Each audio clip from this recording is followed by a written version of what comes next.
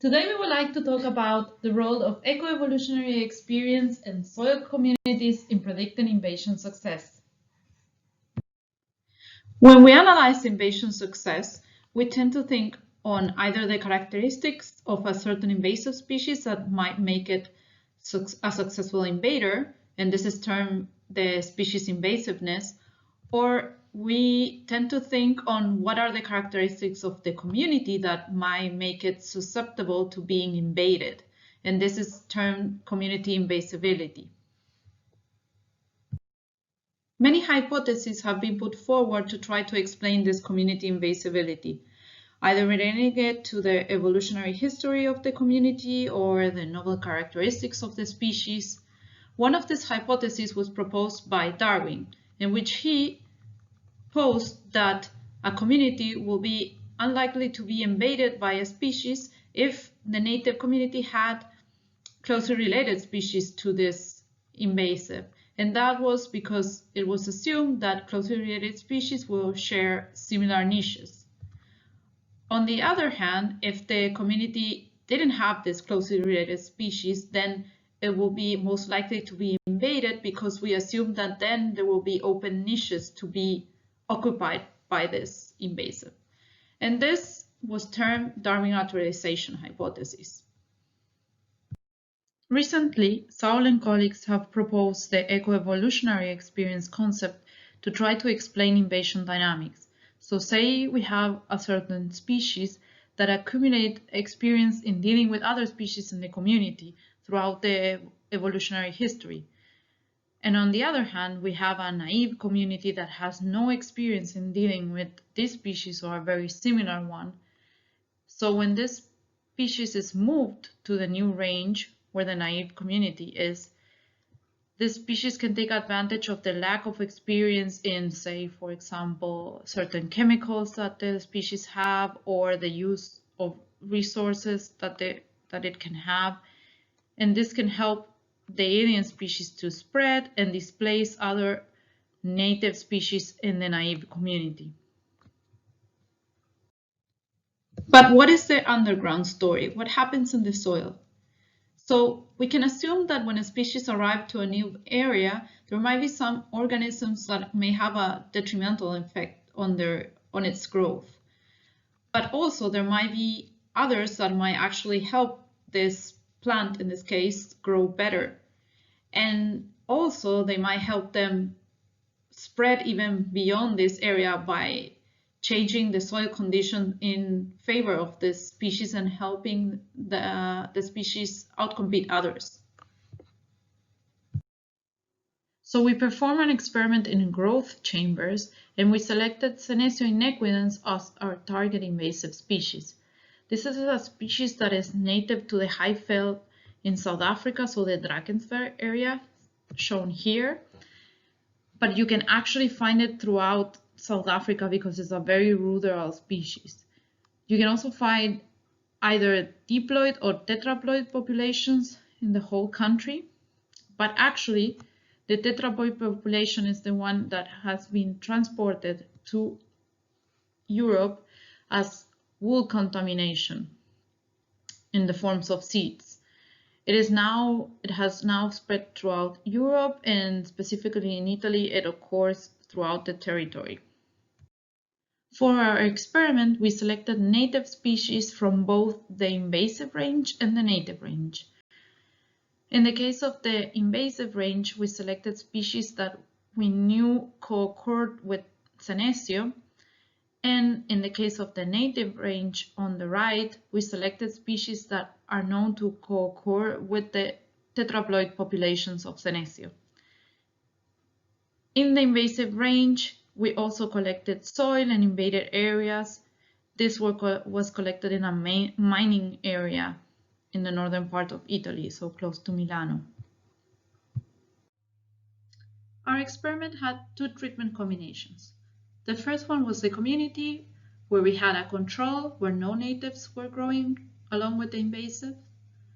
Then we had the naive community consisting of species from the Italian community, so from the invasive range.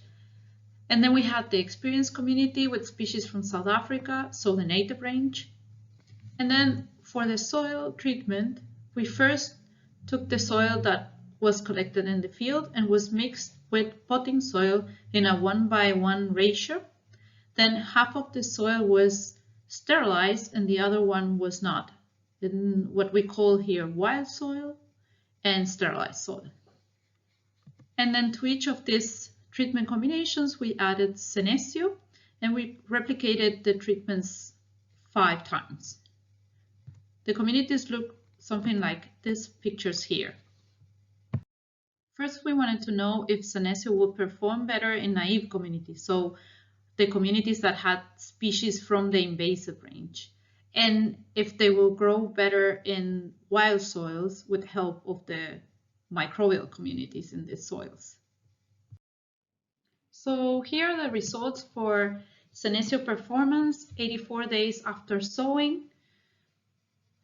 Here you see in the graph the result for height, and on the y-axis is the community. So the first one is the control with no natives growing on the side. The second is the Italian, which is the naive community, and the third one is the South African, which is the experienced community. And in green you see the soil that was sterilized, and in gray the wild one. So we found a community effect for height, but we didn't find a soil effect. And as we expected, the South African community was the one where Senecio performed the worst. So this was the experienced community, and it performed better in the naive community compared to the control with no competition. And we didn't find any effect of this community treatments or the soil on lateral growth, at least significant. What we can see here is, even though it is not significant, it seems that when Senecio is growing in the wild soil, it actually is growing a little bit worse, let's say it, than compared to the sterilized soil. But this was not significant. Next, we wanted to test Darwin naturalization hypothesis, and we wonder if Senecio would actually perform better when competing with phylogenetically dissimilar species, according to this hypothesis. So here first you see the results for height again, and on the x-axis you see the community weighted phylogenetic distance. So this is the phylogenetic distance weighted by the number of individuals of each native species, and this distance is between the native and invasive. So regarding this measurement, we did not find a relationship, so no significant effect. But when we analyze it according to the phylogenetic distance from the most abundant native species to the invasive, so only having in mind the most abundant native species in the community, we did find an effect. So we did find that Senecio was shorter when growing with highly similar dominant native species. So this is in line with what Darwin proposed. Now let's move a little bit to the underground. And here we will analyze how do bacteria react to this above ground dynamics that we just saw. Here in this graph you see in green the Italian communities, which is the naive ones. The control are in red, and the South African one, which is the experienced community, are in blue. And the sterilized soil is represented in like a dot, and the triangle for the wild soil. The first thing that you can see here is that there's a clear separation of the samples where only Senecio was growing, so the control ones, and especially when the soil was sterilized.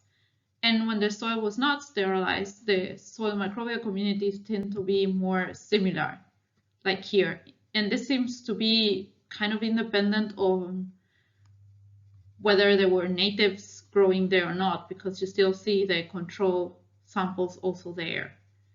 But it does show that at least when the communities or the plants are not from this naive soil location, they tend to be quite different in the graph.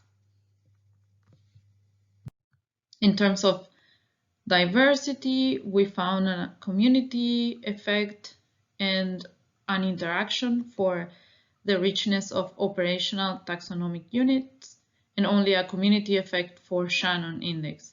What is more important to show here is how in the green, remember, was sterilized soil. In the control community, so only with Senecio growing, they were the ones that had the lower diversity, and the ones that had native plants growing tend to be quite similar in diversity, independently of what type of communities were growing there. So what did we find in summary? In terms of the plant communities, the experienced communities were the ones that were better at suppressing Senecio. So these were the ones that had species from South Africa, so its native range. Senecio performed the worst when competing with phylogenetically similar dominant species in the community. This is in line with Darwin naturalization hypothesis. And though there was a slight decrease in the performance when Senecio was growing in wild soil, this was not statistically significant. So we found that Senecio was not really affected by soil sterilization. But there were differences in terms of the soil bacterial community, especially when the soil was sterilized. For example, the control with sterilized soil was the one that had the lowest diversity. In contrary, the Italian and South African communities growing in wild soils were not that different in terms of the overall soil bacterial communities, and they both had the higher soil bacterial diversity. Let's recap a little bit. So what just happened in our experiment? From our findings, we can conclude that mainly plant-plant interaction seems to be the main driver of suppression here for Senecio, and that soil communities don't seem to modulate competition at this stage. But let's remember that this experiment only lasted 84 days, so soil conditions may have not been limiting at this point. Also, we have to mention again that we used half of the soil was potting soil, so this might have had enough resources at this point to allow the species to grow without such big influence from the microbial communities at this point. And another interesting thing is that the differences that we observe in soil microbial communities, especially in the sterilized soil, could be related to seed hitchhikers, since the seed material was not sterilized before the experiment. This was because we were unsure on if sterilization of the seed may affect germination, especially on the species from South Africa. So this could be why we find these big differences in terms of the sterilized soil from South Africa, for example. So this is very interesting. This work wouldn't have been possible without the hard work of Lara Quaglini. So big thanks to her. Now, if you have any questions, you can find me also in Twitter, or you can also drop me an email. And if you're interested in my work, you can also find some of it in my website stated here. So thank you for your attention and looking forward to your questions. Enjoy the conference.